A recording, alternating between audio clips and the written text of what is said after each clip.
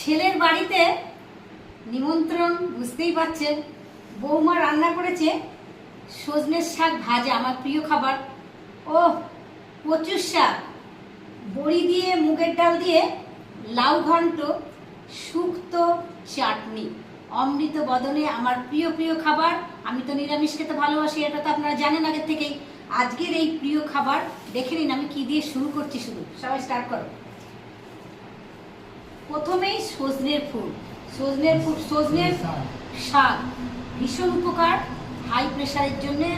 যাকে এই সজনের পাতাটাকে আপনি ভালো করে শুকিয়ে নেবেন, নিয়ে এটা দিয়ে কিন্তু মোরিঙ্গ তৈরি হয়।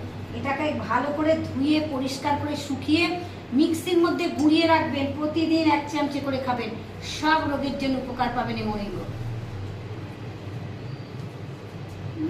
দারুণ, এটা ফাটাফাটি।